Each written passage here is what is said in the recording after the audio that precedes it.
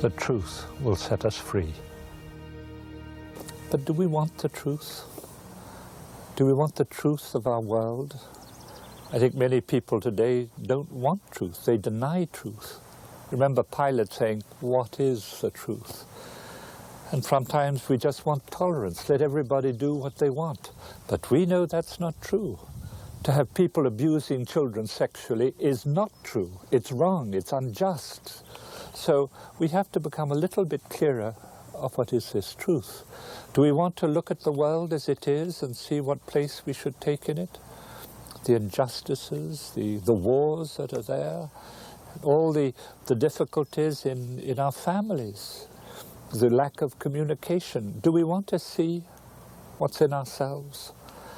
Maybe there's a whole lot of truth we don't want.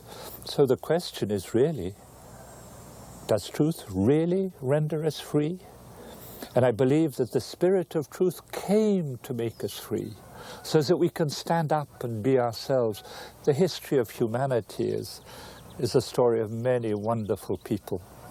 Socrates, that incredible man who, in Athens at that time, there were a whole lot of what I'd call false philosophers, getting money and pretending that they had knowledge and so on. And so Socrates would come along and question them and show that they didn't know. So there was a trial, a false trial, because they wanted Socrates, he was doing bad to the young. And so Socrates would say, "Athenians, I love you, but I'll always obey God more than you."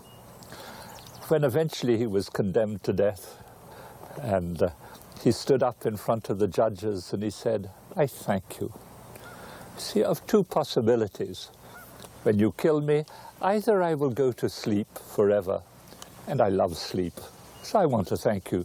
I'll get out of this terrible world where everybody's fighting, or else I'll go into another world where the judges are more just than you, and I will meet the friends of others, of other times." He stood up to be true. And this is the story of many women and men today. I like to talk to you of Annie Patchen, a Tibetan nun, 26 years in prison when the Chinese invaded Tibet. 26 years, 9 months in a hole where she could not distinguish day from night. And in a tiny hole, just tall enough for her, high enough and wide enough. And she said, in order to have my spirit unbroken, I did 100,000 prostrations before the God of compassion. She remained free. Or somebody like Aung San Suu Kyi, that incredibly beautiful Burmese lady who's still living, who stands up as opposition to military power. Incredibly beautiful woman. She is free. The question is, do we want to be free in front of insolent might? Are we frightened that if we're free, we'll be pushed aside? I remember one young woman who came to see me. She was an assistant in Lash, a good young woman. And I asked her to tell me about her life, and she did. And she told me that she'd done studies at the Sorbonne. And I said, "What studies?" "Music." And I said, "Well, why did you study music?" And she said, "Well, my mother wanted me to study music." And then as the conversation went on, it was all, "Mother wanted me, mother wanted me." And you, what do you want? You remember those first words of Jesus? What are you looking for? What is your deepest personal desire? Where does your conscience come up? You see, the whole question is, we are not called to be people who live under blind obedience or blind revolt. It's somewhere let our conscience come up so that we seek truth, that we seek justice. How is it that conscience is not brought up and that we're just obliged to do what everybody else wants us to do, so that we're slaves to what others want and we're not standing up, we're not free people, and yet we're called to be free people? The birth of conscience will frequently come when parents say to their children, "I am sorry, I have done wrong." Parents can give the impression that they are God, that all law, that they have law, that they are the ones that are just. Children know that there are times when parents are not just, when they get angry and the children didn't do it. So children know. It's when the parents ask forgiveness, because over the parents there's a universal truth. There is truth. There's a universal justice. There is justice. There is a universal God, not just the God of my little group, but the God of all people. The God who is the God of creation, the God who put these incredibly beautiful laws in the whole of reality. And when parents ask forgiveness, children realize there's something above mom and dad. And mom and dad should submit to truth, to justice, and to faith. And so then the personal conscience can begin to grow, because what is important for you and me is to seek truth. You see, there is such a thing as truth as there are lies. A little boy who says that he didn't take any food from the Frigidaire, and he had, that's a lie. It's not true. He did take it. But somewhere he's frightened of truth, frightened of being spanked, frightened. There's such a thing as fake gold, just as there is true gold. So we can pretend, we can live in a world of pretense where there is no truth. And yet we are called to become men and women who really are seeking the truth and letting their personal conscience come up, not to be blindly obedient, not to be blindly in revolt, but men and women who are truly seeking truth. You see, truth is reality. To live in reality, one of our dangers today is that through television, and through videos and through films, we can live in a world which is purely the imagination. We can cut ourselves off from truth. Sometimes people can laugh when they see somebody who's maybe psychotic or in hallucinations and thinks that he is Napoleon or he is somebody great, and they can laugh about it. I live with some people who are psychotic. I live with some people who go into hallucinations. And they can pretend they're someone else. But if you knew the pain that is behind that, because they flip into hallucinations because of the pain of living in reality. And when eventually they can find the right medication and the right reality where they're accepted, the hallucinations become less. So people who are in this psychotic world, they're outside of reality. It is not true. You're not Napoleon. You can't say that. But what you can say is discover to love them as they are and help them to discover that reality is not awful, that reality is beautiful. But we have to be helped to enter into that, and we are helped when somebody loves us as we are. You don't have to be what others want you to be. You can just be yourself. You have a handicap, difficulty in walking, maybe blind. That is painful. Obviously it's painful. But if we get together, we can help each other. The person who has difficulty walking to walk a little bit better. But if we appreciate everybody, if we see in everybody their gift, well then we won't be frightened of being just myself. I see that in myself. There are broken parts of my being. There are parts where I hide behind barriers, or I'm frightened of relationships. Or when there's conflict, I see that inside of me, I get upset. Okay, that's who I am. I don't have to pretend that that isn't inside of me. It is there. What I have to is to discover that I can grow. Because I'm not just those blockages, there's also beautiful things inside of me. And the whole question of truth for us is that to accept that I have gifts, I have competence, but I have things that don't work well in me, psychological difficulties. I have difficulties in relationship with some people. And it's okay to be like that. I can gradually grow. Our danger is either we think we are perfect or else we're just the scum of the earth. We're neither the scum of the earth, we're neither perfect, we are human beings.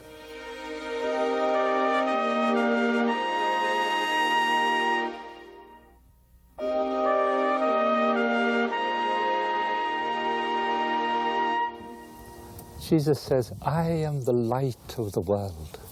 Whoever follows me will not walk in darkness, but will have the light of life. Incredible words. I am the light of the world. Whoever follows me will not walk in darkness, but will have the light of life. It's not easy to walk in darkness. I'm sure many of us, we've had the occasion to walk at night, maybe in a wood or somewhere where there's no electric light or we have no flashlight, and we can fall and lose our way. So darkness is something which is frightening, because we can lose our way and we can hurt ourselves. And you know that darkness in the biblical sense is not just that there's no sun or no light. Darkness is all the world of darkness, is seduction, because we can be pulled in various directions into slavery. We can get so caught up in having things that we become slaves to things. We're not free people. So the whole mystery is that Jesus will lead us to the light. Now, what is this vision of Jesus? Jesus came to lead us to compassion, to this inner freedom which will allow us to accept every person just as they are. But we know this is a struggle, because there's the seduction of many elements which pulls us away from this openness to people, to struggling for peace. We have to reflect, you, me, and us all, what fundamental direction do we want to give our lives to? What do we really want to do? That comes back again to that fundamental question of Jesus, what are you looking for? What is the direction? And that, of course, is also, do you really believe in yourself? Do you really believe that you are beautiful? Do you believe that the light of life is in you, that there is life within you that can give life to people? To discover that truth. But the big question is, how is it that we don't discover this beautiful life that is within us? Human sciences, particularly since Freud, but there's been an incredible development of human sciences about, why people do things and motivations. And of course has been uncovered in all of us, is what we call the shadow area, the unconscious part of our being, where there's a lot of darkness. And we don't want to know about this darkness. But it's important to try and understand how that darkness comes up, how this shadow area, this part that we don't want to look at. You see, children, during the very first months, they yearn to be loved through touch, through the tone of the voice, a love also which springs from man and woman who love them. If there's conflict between man and woman, there'll be fear in the child. But what happens in all of us is that at one time we're hurt. Sometimes the hurts are terrible. Abuse, violence, sexuality, conflicts, and so on. And then, of course, that child yearning to be loved is not. And he senses that he's no good, that he's of no value, and so on. But what happens then in the child when he senses that he's not loved? Anger. Hate can even come up. I just think of my own story. At one moment when I was asked to do something, my grandfather saw me and he said that I was certainly going to become a delinquent, because lying on the floor screaming, my legs going up and down and so on. Maybe I am a bit of a delinquent. But somewhere there was anger in front of my parents. But how can a child be angry to his parents? Because if the parents, they're God in some ways. They give the food, they look after. A child cannot do it by himself. And so these angers, which in some way are totally justified, are seen as to the child as something evil, as if there's a wolf inside of him or inside of her. And so we have to quelch this, push it down, forget our angers. We have to be good. we have to obey our parents in some way. And so all this sort of dark area within us, we cover over. So all the question then is discovering who I am and be able to say, I am this person.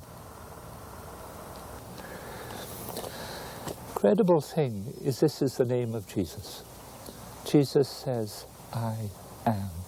And he takes there the name that God had revealed himself.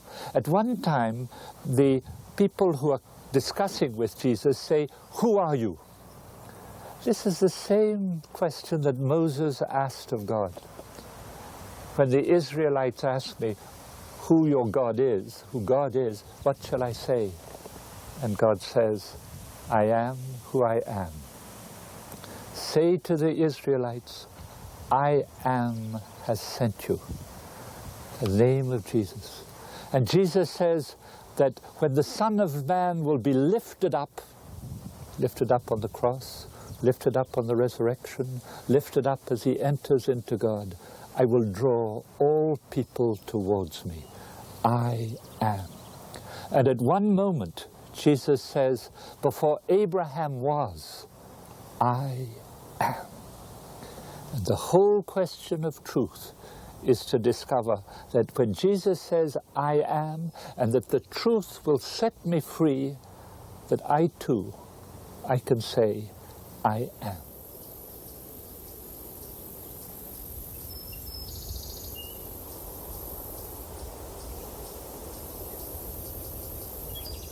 When some of the Pharisees and scribes who were there heard Jesus saying, I am the light of the world, they're angry. How can anyone say, I am the light of the world? And so they come into, well, where are you from? Who are your father? And it's there that Jesus will reveal to him who he is. I am.